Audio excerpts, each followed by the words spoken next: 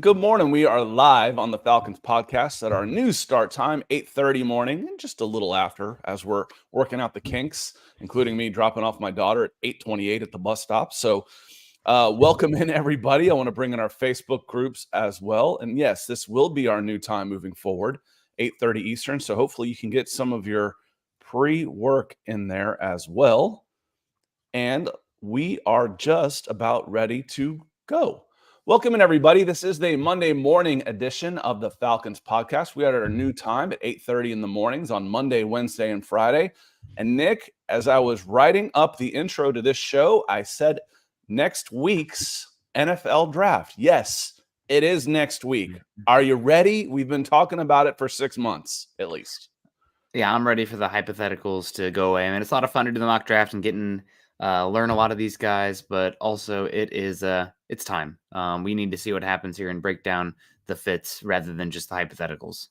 Yeah, for sure. And talk about and then we can grade and hindsight and all that type of stuff. I mean, shoot, I'm still talking about, the 2011 or 2012 draft and the 1989 draft. So to me, that's one of the things that makes it so much fun is to go back and look who got it right, who got it wrong, where was I right, where was I wrong. And I'll probably tell you more about what I was wrong about than what I was right about. So lots of stuff to get into. I want to set up the show for you just a little bit. Nick sent me a stat over the weekend. We've talked about basically the three main edges, and really we feel like there's a 1 and a 2, Dallas Turner and Jared Verse. And he sent me a stat over the weekend that just screamed one or the other. It was like, oh, this is the guy. This is going to be the guy. So we'll get into that a little bit. Also, Mel Kiper and Field Yates over on ESPN Plus did a 3-round mock draft where they alternated picks. 1, 2, who had the odds, who had the evens, I don't remember. But it doesn't matter. We'll get to that in just a moment. But we want to go through that as well, talk about some of the players the Falcons get, some of the players that were available.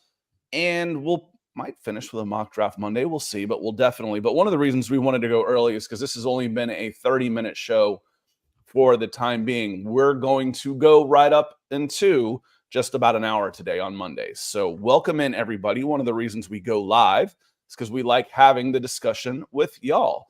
And we've got some folks that have come in here before we even got started, like Victor Atkins. Good to see you. He says, good morning, Scott, Nick, and Falcons fam. The draft cannot come soon enough. We're about, 10 days away? Next Thursday. It'll come quick. I feel like we could go in any direction with this draft. Yeah, there's lots of possibilities because the Falcons are in a good spot. They've got a good spot in the draft if they want to sit tight and take one of the top guys there. They're in a good spot to trade back, and that gives you a lot of options. Joseph Smith, he says, good morning, Scott and Falcons Nation. Have you tried the Kirkland brand of coffee from Costco? Probably, but I tell you what, I've been drinking Lion coffee for probably just about 2 years now since Patrick Wilsey started sending us some. He keeps us caffeinated, and that's kind of where we've been. So I'm all about the Lion coffee. Nick, this one's for you real quick. We got a super coming in from Mike Harvey. He says, Scott and Nick, could you rank the top 5 cornerbacks in this draft, and who do we have a legitimate shot at in the second or third round if we go edge at number 8? It's a great question. I think my number 1 cornerback, probably Terrion Arnold. He's a little bit, smaller, not as athletic as Kenyon Mitchell. So if you wanted to have Mitchell number 1, I would not argue too much, but I lean Terrion Arnold. After that, I go, even though he might end up as safety, he's kind of a super weapon on the back, and I'd probably go Cooper DeJean next. Number 3, then Nate Wiggins. I'm a little bit worried about the size of the Nate Wiggins, especially with the tackling rules. I mean, 173, he flies, but he is just teeny, tiny. And then after that, I mean, honest to God, Scott, this kind of qualifiers. There's not that many amazing boundary corners in this class. But my next guy is probably Mike Santrestill, who's a pure slot, but he is a dude out there at Michigan. I remember watching him at the game 2 years ago and being like, okay, this number 0 guy is pretty unbelievable. Great tackler, a lot of energy. So he's a slot. We'll see where he falls in the draft.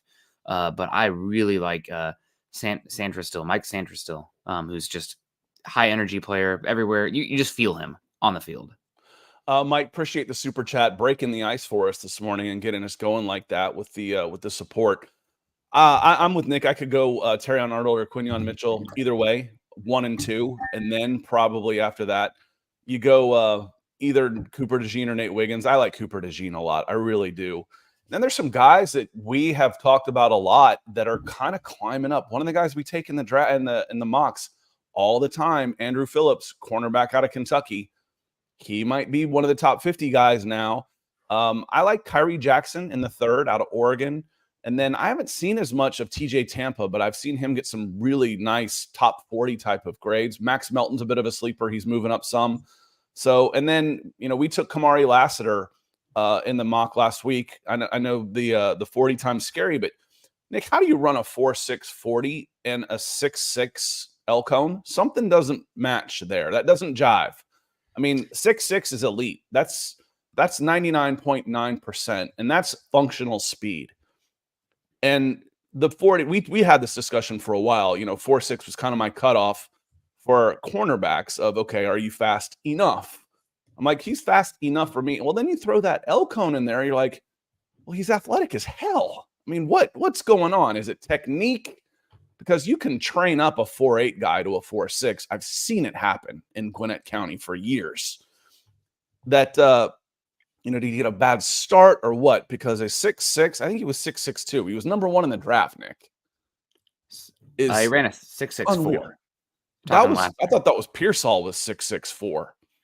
Lassiter ran a 6.64. Okay, so I was off by 2/100ths of a second. Yeah. What I know was that was number 1. Yeah, it was not great. 10-yard split of 1.58. Came in at 1. There's your start. He got a bad start, which is trainable. Which is absolutely trainable to get more explosion off the start because you're coming out of a track stance, for goodness sakes. So someone asked me the other day, my son's got an elite 60 time, which is what they test in baseball. It's elite. It's like top 2% for his age group. And they said, what's his 40? I'm like, I don't know. I've never tested him in the 40. He's 14 years old, and he has no idea how to run a 40-yard dash. In baseball, you start like you're on the bases with your legs, side saddled, and then you turn and go. Like he does that all the time.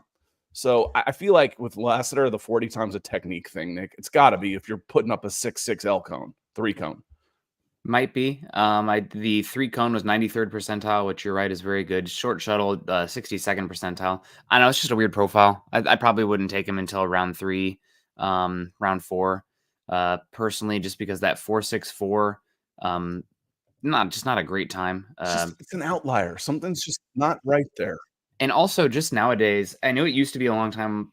I was in the camp of like, oh yeah, they didn't run at the combine. It's because they're going to go faster at whatever their home track is. But those days have changed. The track in Indy now is very friendly. So when you see somebody not run at Indy that's not related to injury or something like that, it's like, okay, well, why would they be advised not to run at what is a very fast track? Yeah. Right now, it's not like a few years ago. All of a sudden, we have the fastest class ever, over and over and over again. Indy was notoriously a medium to slow track, and then they switched it out 2020, and now it's a fast track. So I think it's the conditions changed. Mike, thank you for the super. Lots of cornerbacks in that. We've talked about the 3 biggest needs in this team: edge, cornerback 2, safety, starting safety, and that's what Terry Clark comes in. We just kind of roll this one right in. Says, good morning, Scott and Nick. I feel like you've discussed the needs at edge a ton. How are we going to fill the needs in the secondary, particularly safety? Are we good at inside linebacker as well?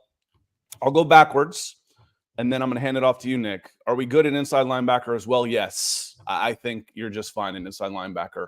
Caden Ellis can play inside and then roam around some. Troy Anderson should be back and healthy. He was drafted high. I think he was the first inside linebacker taken in that draft.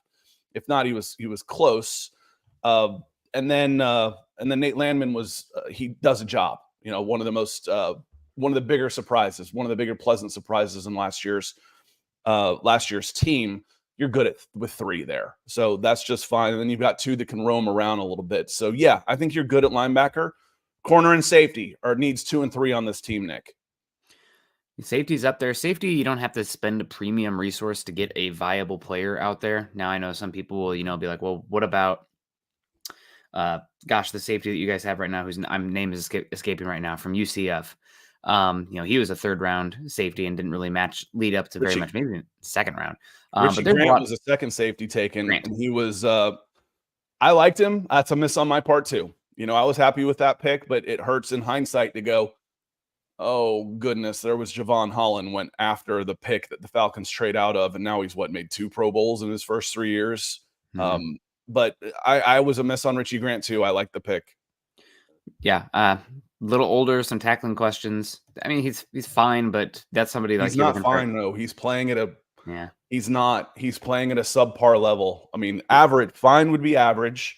Yeah, he's not average right now. He's $4 million, which is above average, and he's playing at a well below average level, and that's not good enough. He's probably playing about at a 5th round investment. But there's a lot of day 2 safeties that should be available. I know there's a lot of love for Jaden Hicks out of Washington State, still extremely young, good size profile as well, 215.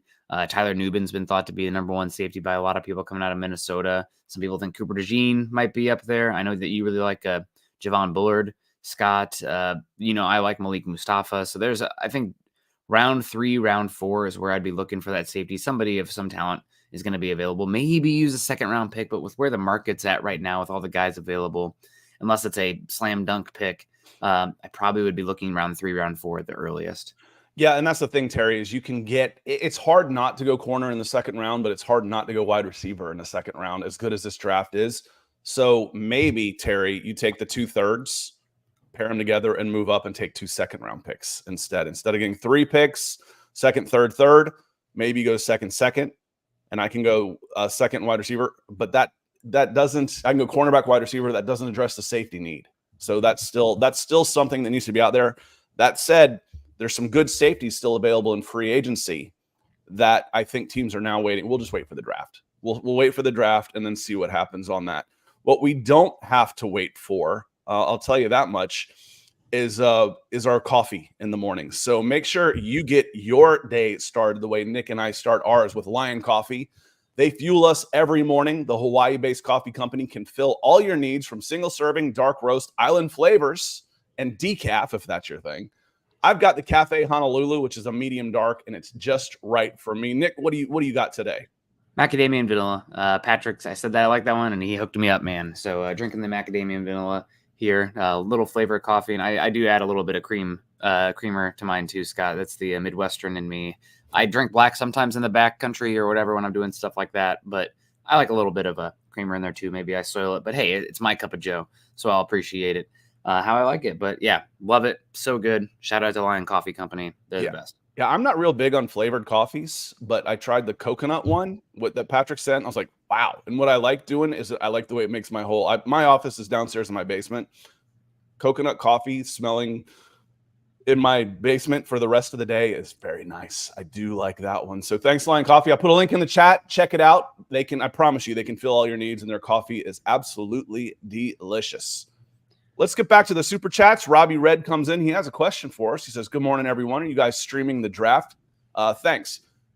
Are y'all streaming the draft? That is up in the air. I will be on. I will be on for sure. I will start here on these channels basically when the clock starts. So 8:10 or whatever it is, or 7:10, whatever. Whenever the draft starts, as soon as the Bears are on the clock, we'll go live, maybe just a shade before that. I'll try and bring Nick in and out. He may have Broncos duty. He may have daddy duty. But I'll need y'all on here because my voice will go out after the several hours it takes. And I'll stay on until the Falcons pick. So that's the plan right now, is to go live at the start of the draft and go until the Falcons pick, and then a little bit of an instant reaction for that one. And we'll talk about, maybe we'll go a little bit longer, because right after the Falcons pick, that's probably when the numbers will spike. That's when the most people will come in. So thank you, Robbie. We'll see you there. Corey Carter, he's got his draft all ready to go. He says 8, edge, Dallas Turner. Rakestraw, that's cornerback. Cornerback? Yes. It sounds so much like another offensive tackle. Ricky Pearsall at 74. Good luck getting Ricky Pearsall at 74. Wide receiver out of Florida. 79, safety Bo Braid. 109, Mason Smith, defensive tackle. 143, Theo Johnson, and then Joe Milton and defensive tackle Zion Logue to close it out. Be pretty good draft. I think you're going to have a hard time getting Ricky Pearsall below 50. He finished second in the El Cone, and he has a 42-inch vertical leap, and he's got hands like glue. He's really, really good. He's one of those guys that make me really want another second-round pick, Nick. Yeah, he's talented. We'll see what happens. There's so many good wide receivers in this class that maybe he falls to the back of the second round. Maybe he ends up being viewed a little bit more slot-centric in the end, which maybe devalues him some. I think he can play Z just fine. But he's definitely an interesting player, and back end of the second round, mid-second round, I'd expect him to come off the board. Here's a question from Daniel, and I'm guessing you mean Calais King on this one at Penn State. Did he have injury problems? Is that one of the reasons he fell? I feel like he played all year, and then when he was at Senior Bowl, he just wasn't the guy. Daniel, I'm not sure if that's what you're talking about, Calais King, Penn State, but he says King was in a bad average corner with massive injury problem. Have you seen his recovery journey? I think he might be decent. Is there a different King we're missing out then? Yes, the Falcons signed Kevin King, cornerback. Oh, there we go. Yeah, that makes more sense. I'm in draft mode, dude, so apology. Yeah, Kevin King, overdrafted for sure, big size, has had some injuries, but just he's one of those ones where you kind of learn a little bit about physics when you watch the cornerback position, where it's like, okay, you're tall, but because of that, you can't really change direction. It's like soccer players. Yep. Why are the soccer players all 150 pounds and small? They're the low center of gravity and the change of direction. Shortstops. Oh, he's going to outgrow middle infield. Well, what's that mean?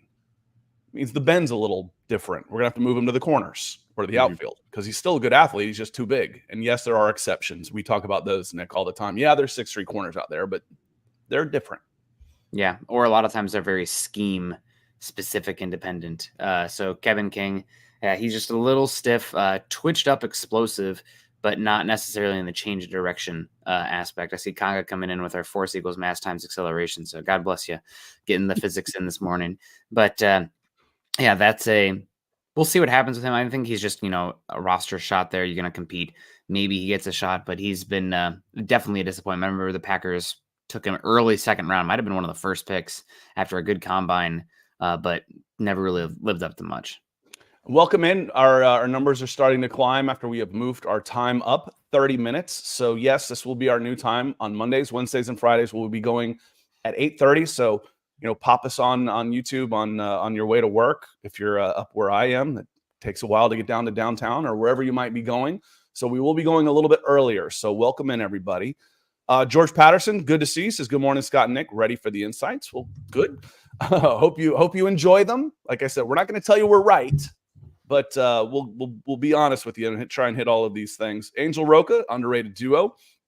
Keep hitting those likes and subscribes, and hopefully we won't be underrated for too long. The channel's really taken off because of people like you, Angel. So and appreciate it. Jordan Brown. Good morning, Nick, and Scott. Yeah, thank you. We're here too. Nick's name is never first. I usually put it first in the description just because that's what I try to do. And then Nick said in the scientific field, it's actually the second name that matters most, which is typical for me. When I try and do the right thing, I end up making somebody mad. My intentions are always good. I'm like a politician. I had good intentions. Sorry, it went awful. Yeah.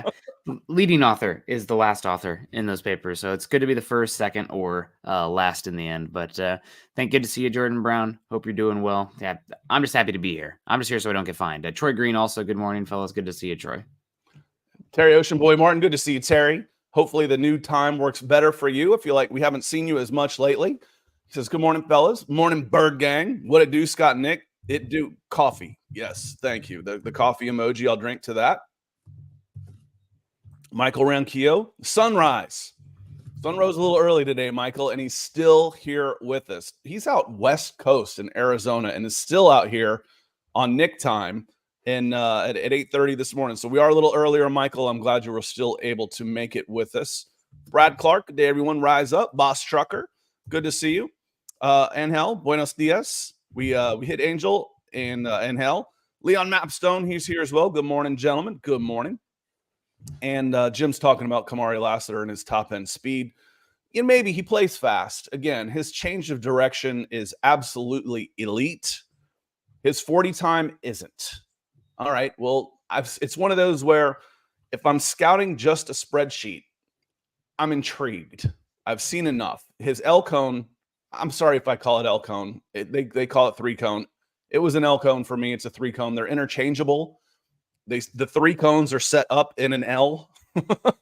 And it's elite. I want to see more. And he plays well, so his stock hasn't dropped too much. We'll see, at least according to the media. We'll see what happens on draft night when people start talking, oh, why is his stock falling? We don't know that it has until it does. Everything else before that's just speculation, Nick. Yeah. Nope, it's always chaos, right? I mean, the day before the draft last year, there was a lot of internet Reddit-based buzz that Will Levis might actually end up being one of the second pick off the board. And then he falls to early second round. So you never know until you know. Also, it only ever takes one team to have a drastically different board and see something different to throw things into chaos. I mean, we talk about, the edge rushers, their top, 3 guys. What if one team is just absolutely obsessed with the get off and the tools of Chop Robinson, and then he ends up going 11 and things just go crazy from there. So you never know when the board falls. Teams grade these guys individually. We kind of get in this group think homogenous. This is the way it is, but teams don't operate that way. Leon says, good morning, everyone. Good to see you. And he says, what's the latest? Are we still at 8? Yes, for now. There's some rumors going around that part of the tampering thing could be a pick swap with the Vikings at 8 and 11. I don't know. If the Falcons don't feel like they've done anything wrong, roll the dice. Pound sand. We're not doing anything. If you feel like you need to punish us, but we're not taking a plea deal. So that's kind of the way I see it, Nick. Yeah. Who knows? That I saw was a rumor.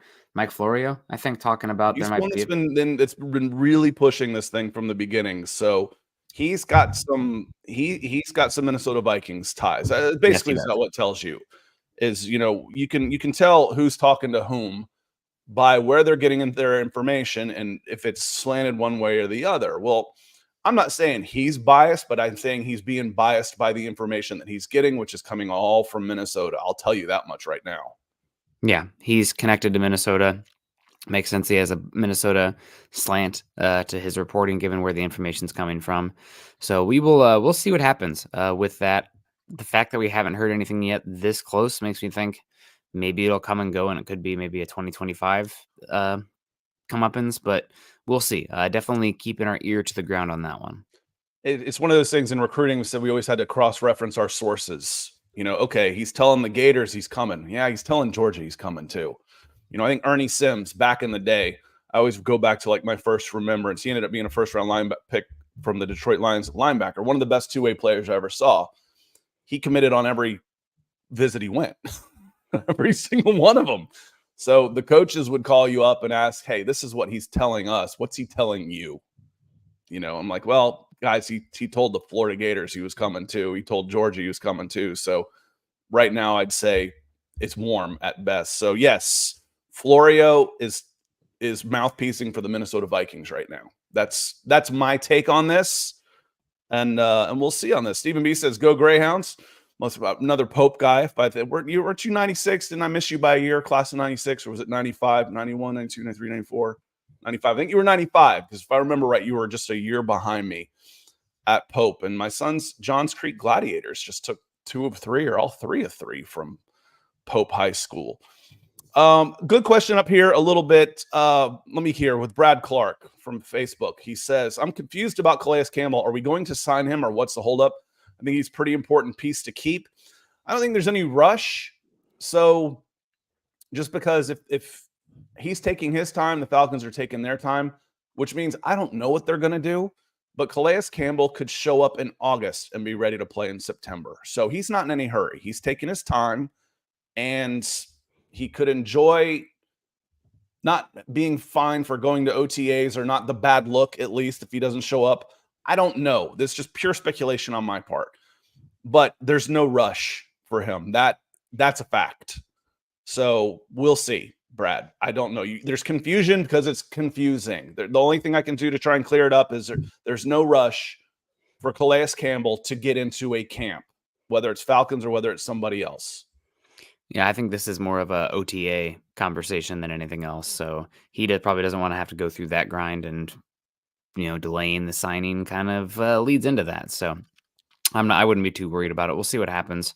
But he's a nice piece to have. But also, if something happens and he falls through, not going to make or break your season.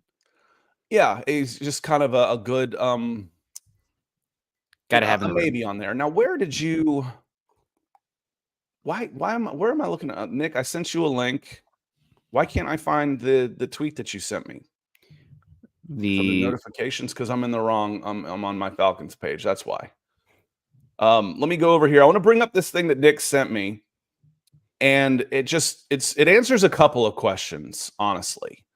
So it says, about, why is Dallas Turner different than Vic Beasley, Nick? You want to take a shot at that while I'm bringing this up? Yeah, so Dallas Turner, different player than a lot of the guys in the class. I'm sure we're talking about the Steve Palazzolo. Palazzolo, PFF Steve, former baseball. I think he went up pretty high, like AA, AAA in baseball before, not working out there, but now working for PFF.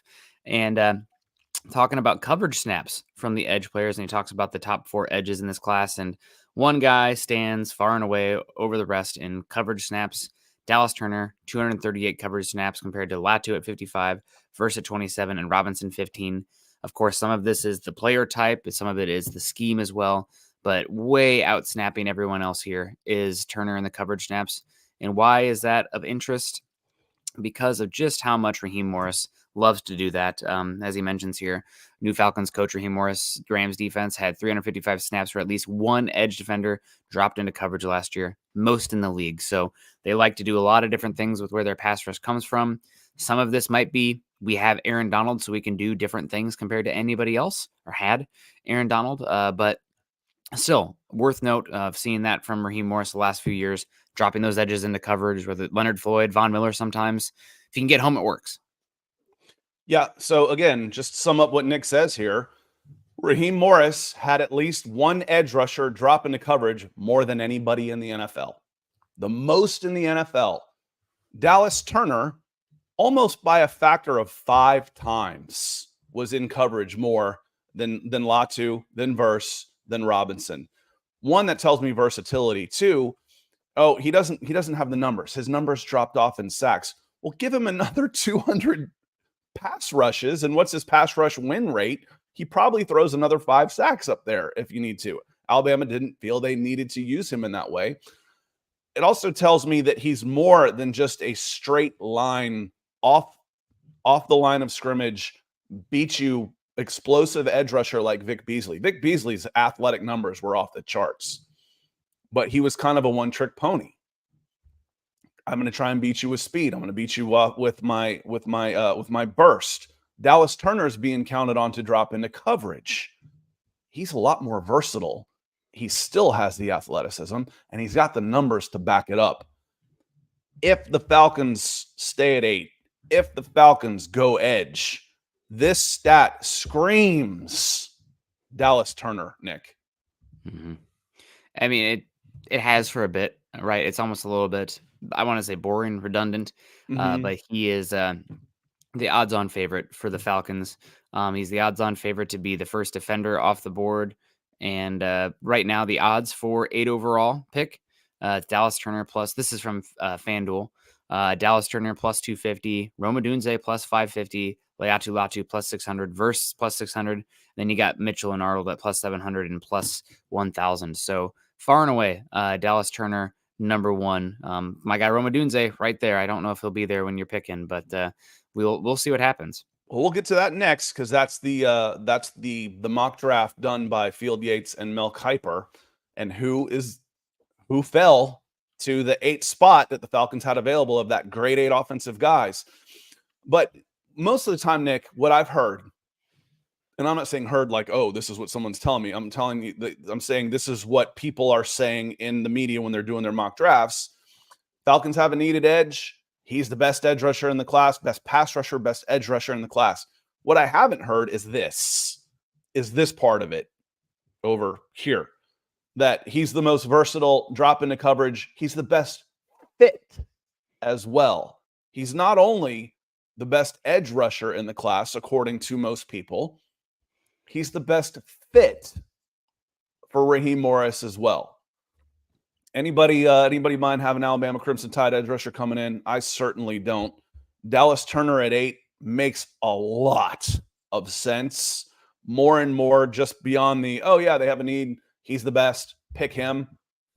He's round peg, round hole. I mean, you can't get a better fit when you start looking at all the numbers and stuff than Dallas Turner, Raheem Morris, Atlanta Falcons. It's obvious, so therefore it can't possibly happen. Yeah, he's but also that was. I appreciate you sending that. I think that was an important number for me to look at. He's also 2 years younger than Leatu Latu and Jared Verse, and a better athlete, tested better as well. So that's some of the times when you're talking about, I'm very much, about the horizontal and vertical board, and you have guys that are close. Okay, well, what are factors where we can separate these guys? Because you're not just taking who they are or who they have been, but who they're going to be. It's about projecting talent. And when you have somebody who is a better athlete and younger, odds are they have a higher projectable ceiling, but more likely to be higher in the end. Now, that's no guarantees in the draft. Things change. Maybe it's one of those things, Scott, where we talk about the coverage snaps there. Well, is he too tweenery, right? If he was that good of a pass rusher, why wouldn't they brush him every single time? Those are questions at the college level, especially. What do we have going on here? Is it where Turner, if he was really that good of a pass rusher, wouldn't you send him every time? So it's a double-edged sword sometimes when you talk about that, especially because the Crimson Tide's defense wasn't all world this year. They were very good. Don't get me wrong. I agree. And that's part of it for me is, my first instinct would be, well, it's Alabama and they've got guys that are going to be day 1 or day 2 picks across their front 7. So they can do a bunch of different things.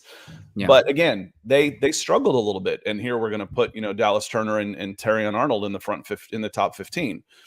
So, but a couple pretty good offenses that they faced as well. Let me see here. Harry says, love y'all show so much. I put off calling a state lawyer until after show. Well, we'll be done a little early today. So that was one of the things. Actually, we're not going to be done any earlier. No, we're going to go right up until 9:30, which is what we've been doing. We're just starting earlier so we can get you some more content. V839, little Nicholas V. He says, morning, everyone. Forgot about the time change. We're glad you're here.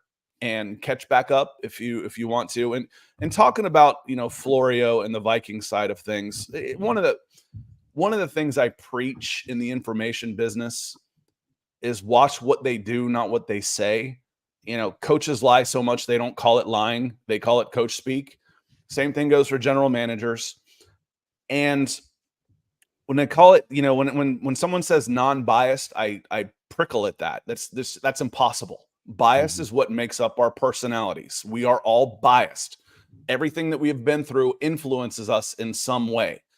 So, is Mike Florio biased with the information from the Vikings? Yes, he absolutely is. He's getting one side of information from the Minnesota Vikings that biases his coverage.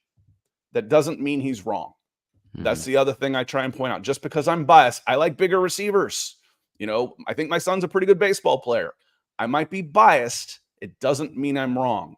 So don't discount what he's saying, but it didn't take me long to figure out that it's all coming from the Minnesota Vikings because it's only one guy talking, only one. If it was more, then we'd have a discussion.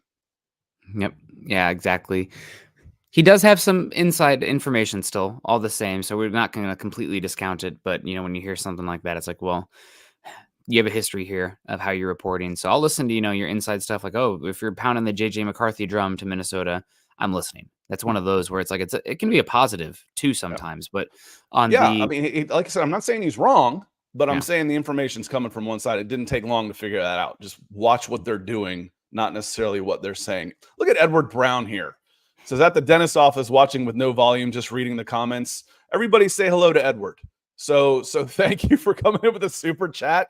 And at the dentist office, hope it goes quickly for you. And, the dentist office isn't fun for anybody, but it's really nice having clean teeth afterwards. So I like being done with the dentist. So Edward, everybody say hello to Edward in the chat and say thank you for the super chat and the support for the show. Coach coming in says morning studs. He says, here's a coffee emoji. I'll drink to that. Hopefully you got your Lion coffee. If you haven't, give it a shot. And I promise you won't miss out. More roar in every pore. I said 1964. I was way off. 1864. This is almost a 200-year-old company we're talking about here. They must have been doing something right. Owned by vampires or something. So, and Ryan Adonis says, and I'm gonna agree with you on this one. Ryan Adonis says, getting a pass rusher at 8 just to drop back in coverage. If he's not smacking his head, I'm sure. I get it. I do. I really do. But he is a good pass rusher. He really is. He's a really good pass rusher. If he didn't have the best pass rush win rate of this bunch, it's pretty close. But it goes back to the same thing I say about Bo Nix. When everybody is rationalizing Bo Nix at 12 to the Broncos, it's basically to downplay the quarterback position. It's saying, oh, well, I don't need the big arm. I just need somebody that can make the short throws, that can nickel and dime guys. Well, I don't need to spend prime rib money to get nickel and dimes. So, and that becomes the same thing that you're talking about here. I get it, Ryan. I do. But I'm thinking he is a really good, I mean, we're not talking, Leatu Latu is kind of the Bo Nix in this conversation as far as the athleticism goes. He doesn't quite have the measurables at edge that we really want, but he's good. He's really good. You're kind of justifying why you would want to take him at 8 or why you would, I don't want him at 8, but God, I'd love to trade back and get him at 20 or get Quinyon Mitchell at 8 and trade back up and get Latu at 20. So it's similar. Ryan, I get it. I really do. Yeah, and I mean, it's not like it's a for Dallas Turner, while Latu has the better numbers, Turner is really close there with a lot of his advanced stats. Exactly. I'm not really too concerned. You have versus Latu, Braylon Trice up there as well, though the denominator is large for Trice given the number of snaps that he saw. But your PRP, which is a PFF stat, which it combines hits. It's a formula that combines sacks, hits, hurries, relatively to how many times the player is able to rush the passer. So that denominator comes into context there. And you have Leatu Latu number 1 there at 13.3 in pressures. But Dallas Turner's ranked 3rd, and that's playing in the SEC against much better offensive tackles and just teams and talent in general. So he's right there again, 2 years younger and tested better and doesn't have the medical red flag. So the question for me isn't so much Dallas Turner at 8. It's Turner at 8 versus Latu at 16, where you're moving back. Like that's the conversation for me. Like, do I like Turner that much more where the move back might be a little bit better? It depends on what's being offered, of course, but we can really have a conversation there. And then you can start to play that game with the up and down where you can get that next tier of cornerbacks maybe because now you have draft picks. We've played it through on here a lot, Scott, but definitely a conversation. John Harrell coming in. Good morning, guys. Coming in late. Well, we're glad you're here and loved the videos you sent. His Mustang drag racing is awesome. If I have more time, we'll do this on Wednesday when we have more time. I want to show some of the videos of John drag racing. It's pretty awesome. Chris F. Good morning, Jeremy, as well. He says, dropping a like. We'll see you over at Broncos for breakfast here in about 20 minutes. Chris F. says, is there any possibility we trade Tyler Heineke after the draft to get rid of the overpriced contract? There's always a possibility. There's always the dumb and dumber, there's a chance, but right now I'm going to say no, this isn't going to happen. Why? He restructured his numbers are now 4 million instead of 9. And so he's on a 4 million cap hit against like a 3.8 dead cap. If you trade him, you'd get some relief, but not nearly that much. You'd only get about 2 million of relief if someone took on his salary. Yes, there is a possibility, but no, he's not the financial detriment that he was last month. He redid his contract. He's your backup quarterback. The Falcons need a 3rd, and they may draft one on day 3. Yeah, we'll see what happens there, right? We keep talking about things can be crazy in the draft, and I'm still here banging if Adunze or neighbors are there at 8, you have to at least have a serious long conversation because those guys look pretty damn special standout players. But we'll see. We don't know how it's exactly going to play out. The Rusty asked, did y'all catch UFC Saturday? I haven't. I only watch the highlights of those. I haven't watched UFC. The pay-per-view, I don't know that I've ever done a pay-per-view in my whole life. When we had the big boxing matches in the 90s, someone would get them and we'd have a party. But I haven't done the pay-per-view, and I don't know if they're available without pay-per-view anymore, honestly, because they lost me with pay-per-view. So did MLS. I don't watch Atlanta United anymore. They price me out too. I've got other things to do with my entertainment dollar. So I was a season ticket holder for 5 years, and now I haven't watched a game in 2. So you gotta just be careful with that stuff, franchise owners. Real quick here, Sterling asks, and Harry has the same comment about trading down. He says, do you see the Falcons trading down? My instinct tells me no, just because of 3 straight years of Terry Fontenot sticking where he is and taking the best prospect available on his board where he thought it was the best fit. But it makes a lot of sense. This is a really, really good spot to trade down. And I want to get into this in just a minute. We're going to say thank you to Mark Wilson, who comes in with a super chat. Look at that orange, just like a nice sunrise and sunset, kind of like right over here. Thank you for the support, my friend. It's a huge help for the show and everything that Nick and I do. Really mean that. He has a question that comes with it. He says, if edge comes off at 8, is cornerback next in round 2, or is it wide receiver? Ooh, I mean, again, it always depends on how the board falls. I would imagine based on the talent level in this draft class, I would probably say wide receiver next, just because there's going to be some really good picks there. But cornerback's still a viable option as well. I mean, we kind of talked about him earlier, but Andrew Phillips from Kentucky, I guess he's thought higher than I thought even he was before, based on Mike Garofalo's tweet today saying he could be a dark horse first-round pick. But he stands out for me there. TJ Tampa from Iowa State stands out. DJ James, Auburn. Enos Rakestraw, though I wish he would have tested a little better. Maybe even Kool-Aid McKinstry falls to the mid-second round, Scott. I think that's a possibility there. So there are cornerbacks still, but that just doesn't, probability-wise, just the number of viable options. There's way more wide receivers that I like than cornerback. Mark, here's where I have the problem. And again, thanks for the support. I promise you, when the Falcons pick, there's going to be 3 wide receivers at least that I like better than any cornerback that's still on the board. Cornerback is the bigger need. So does that scream trade down again? Or wait until the 3rd to try and get corner and safety? Because again, you're going to need a safety too. It would really I'm not going to say upset, but if there was ever a draft to take a wide receiver in the 2nd round, this is the one. Mm-hmm. This is the one where you want to come out of the draft with a wide receiver in the 2nd round. There's going to be a lot of good ones. And Nick, we've picked out some pretty good wide receivers the last couple of years, and they've done pretty well.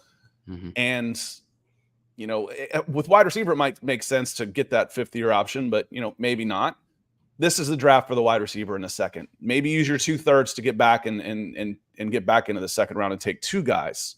So we'll see on that one. JB, real quick, says JB 1521. They should have cut Heineke before the restructures. It didn't matter. He would have had a $2 million dead cap if they cut him, and then if they re-signed him, his base salary is $1.21 million. So that'd be a $3.2 million cap hit. He's plus whatever you actually paid him in a signing bonus, because it's a 2-year deal. So his cap hit is 4.5. It didn't really matter. I get it, but they took care of it. They cut his cap number in half, Nick. Yeah. No, he's with that cap number change, it made sense for him to stay here. We'll see what happens, though. I mean, he could still be out if you guys, draft a quarterback early. Who is it? Michael Penix. You guys were doing a lot of work on. So it could play out where, he's still not a Falcon come the beginning of the season, but with the way they restructured and whatnot, I think it's a pretty safe bet. And he's the kind of guy you expect for a backup, especially when you have a Kirk Cousins type. You don't need a high-end backup there or an ascending talent specifically. I mean, it might be nice to get a day 2 quarterback in there if you really like them. But Heineke's fine for that role, for what he's paid now, especially. So real quick, before we get out of here, I wanted to hit on the Kiper and Yates mock draft over on ESPN Plus. They have the Falcons, and Yates had the evens, and Kiper had the odds. So at 8, Field Yates picked Dallas Turner edge. No big surprise there. It's just round peg, round hole. And as Winston asked, he says, do you think the Falcons will finally draft for need or continue along with the best prospect available strategy? The best draft is when those are the same things. And you've got a chance here where the best prospect available fits your biggest need at edge with Dallas Turner, Jared Verch. Your biggest need is your edge rusher. Now, depends on how much, if one of those first 8 drop, whether it's Joe Alt, Rome Odunze, Malik Neighbors, JJ McCarthy, trade, get a couple of first round picks if one of those quarterbacks falls. I don't think you'll get the chance. Someone else will trade up above you. Yeah. Maybe you move down, but I think this is the draft, Winston, where you can match those two. But it depends on how much you've got, where you grade a Rome Odunze and a Joe Alt, because one of those two guys is probably going to fall to you at 8. Yeah, you would think so. I don't know if it was Adam Schefter the other day said, like, actually JJ McCarthy is more likely coming off the board 6 to 8 range versus that 1 to 4. Although I think Vegas, DraftKings, now that's greatly influenced by bettors at the end of the day, but I think they have McCarthy's line at 5.5 over under. So we'll see what happens there with him. But you have options. You're gonna have a chance to trade back or take your number 1 defensive player or take a kick butt wide receiver. I don't know if you'll take the offensive tackle. I think it's with the depth at offensive tackle. That's a position that we haven't talked about. We talked cornerback, Scott. We talked wide receiver round 2, but I think defensive tackle and offensive tackle are right there in the conversation given this class as well. But we'll see. We got Jim Shepard coming in saying, I don't know why so many people are insistent of getting rid of Heineke. He's one of our better backup options in the NFL. And say, well, I have a backup option that won't take you anywhere. I'd rather have a player that could at least possibly be good in the future. The argument here is that, although one of my big, banging the drums is that Kirk Cousins hardly ever injured historically. So that's a positive for him compared to somebody like Justin Fields. But the argument for somebody like a Heineke that doesn't really have the developmental upside is that, let's say you have a point in the season where Kirk Cousins has a injured finger and he has to miss 3 to 4 games. Can you win 2 of those 4 games with a good enough quarterback who can run the offense and keep you afloat versus just automatically dropping those 4, right? It's not like you don't want to put Brett Rippon out there. Sorry to throw Brett under the bus. That's just my generic, 3rd string guy that probably should never see the field talent level. But, out there, it's like, okay, well, we have the next 4 weeks are automatic losses. You want to have somebody in there that can at least keep you afloat for a bit in the playoff race, divisional race conversation, which I believe Heineke can with a good enough infrastructure around him. That's the argument. And I think the Falcons go with a rookie with their 3rd quarterback. I think because they're going to get a 3rd. They said we need a 3rd. They do need a 3rd. And you end up taking a day 3 guy. Joe Milton fits the bill here, but I think, Jordan Travis fits the bill. I think they try and get a quarterback with a day 3 pick as their 3rd guy, where you do have a developmental guy on the roster. And JB follows up. He says, Spencer Rattler or Jordan Travis battling for the backup quarterback is my dream. I just think it's going to be tough to get Spencer without using, at best, one of your 3rds. At best. I think he goes in the 2nd. Mm-hmm. So, and getting back to the mock draft, he actually goes 76 to the Denver Broncos. Spencer Rattler goes 76 to the Denver Broncos right after, between the Falcons' 2 picks at 74 and 79. The Falcons' 2nd pick in this draft, Kuiper had it because it was at 43rd. He takes wide receiver Malachi Corley, Western Kentucky. Makes a lot of sense in that spot. 5'10", 220-pound slot guy who is a matchup nightmare in the open field, Nick. Yeah. Yeah, very, very good player. Fun to get a hold of. Where do you think he's going to end up going? What range? I think that's about right. Yeah. I think 45 to 60 for Malachi Corley. I think that's about right for him. And I think he's got a chance to be who is the Texans? Quick guy that we loved at the Senior Bowl. Had a huge first year. Tank Dell. I think he's got a chance to have a Tank Dell impact depending on where he is. If he ends up being, he wouldn't be a 1st or 2nd, maybe even a 3rd option in Atlanta. Yeah. I think if he ends up being a 2nd option somewhere, I think Malachi Corley could have a Tank Dell type of season. I really do. I am curious about his fit with Atlanta for where I see them right now because he feels a little on the surface, he feels gadgety, and part of that's the Western Kentucky offense, considering his depth of target. I mean, he was essentially we're going to hit you with a screen and try to get you space and then go, which, classic air raid stuff there. But a lot of those kind of area of the fields where would be targeted, in my opinion, some of that could be eaten up by Bijan Robinson. Some of that could be eaten up by Mooney as well. I almost just feel like the Falcons need somebody can be a consistent double hitter, right? Somebody who can constantly be a double because you have Drake London making the catches down the field. You have Kyle Pitts, big home run guy down the field. Who's your middle of the field winner? That's just, Mr. Reliable, even leaning into it more with the Rams. Who's the Puka Nakua / Cooper Kupp? Well, Kyle Pitts should be that guy coming out of the slot as a tight end. But he's so vertical based. He shouldn't be, though. And I don't think he is if he's used correctly with that wingspan of his. I think he should definitely be an over-the-middle guy, a guy that you can count between the numbers, not all the way outside. Here's the thing that's interesting to me. I want you to comment on this, Nick. Kuiper says the Falcons need to use one of their day 2 picks, one of their 3 day 2 picks on a wideout, preferably with one to play flexibility in the slot. There you go. Now, what's interesting to me is at 45, the Saints take wide receiver Ricky Pearsall. I'm taking Pearsall over Corley. That's my preference. Yeah. So I would have gone Pearsall in that spot. I would have as well. Just again, you talk about the inside-outside versatility as a Z. He makes a lot of sense in that role. We've talked about Ladd McConkey a heck of a lot as well. He probably went off the board pick 35 to 40 or something in that range. But somebody who can be a middle of the field guy, your third down man coverage. Who's it going to? Who's the man beater in your pass coverage? It's one reason that I was like, if you can get Judy for cheap, he'd make a lot of sense here, even though he's a little bit soft sometimes. But man coverage beater for sure.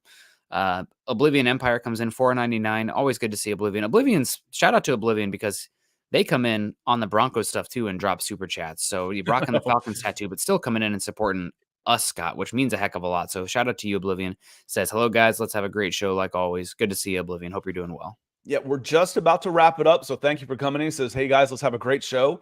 Well, we've just about finished, so you'll have to grade us in hindsight. Leave a comment. Go back and watch.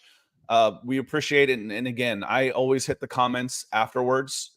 I don't comment on every comment, but if there's a question in there or – if as long, like I've said, as long as you're respectful, I'm not going to tell you I'm right. I will respect your opinion if you respect mine. I'm not going to say I'm right on this stuff.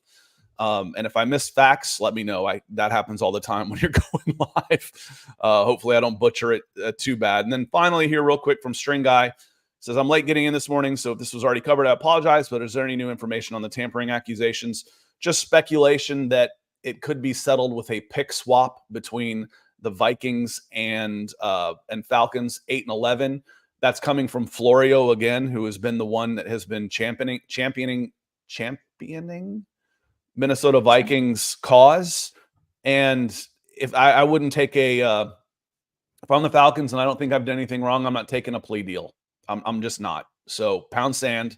We're not taking that. Punish us if you must, because we didn't do anything wrong. So that's my thoughts on that, Nick. We're going to get out of here and we're going to head over to, if you want to talk some more quarterbacks, if you want to talk some more drafts. Actually, let me finish this because I missed out real quick because it was 3 rounds. The final 3 picks were Cam Hart at cornerback at 74. Makes a lot of sense. Big corner out of Notre Dame. And then at 79, Rook Arohoro, defensive tackle Clemson, was Kuiper's pick. So they actually alternated picks because the Falcons picks alternate even, odd, even, odd, even, and odd. So ended up going that direction. So I like all those picks. The one I like Malachi Corley a lot. I would have taken Pearsall in that spot. Mm-hmm. So, but other than that, I want to say thank you to Oblivion Empire, who just came in with the buzzer beater. Mike Harvey kicked us off this morning. Robbie Red. Yes, we are going to be streaming draft night next Thursday. Bonus coverage. Corey Carter was in as well. Edward, I hope your dentist office went well. Coach coming in. And finally, Mark Wilson with the big one, the orange $20 super chat. Thank you, my friend. This is our new time, 8:30, Monday, Wednesday, and Fridays. Right now, we are going to head over to Mile High Huddle to talk more NFL draft. Come join us if you hadn't had enough of me and Nick. Otherwise, We will see you on Wednesday. Peace.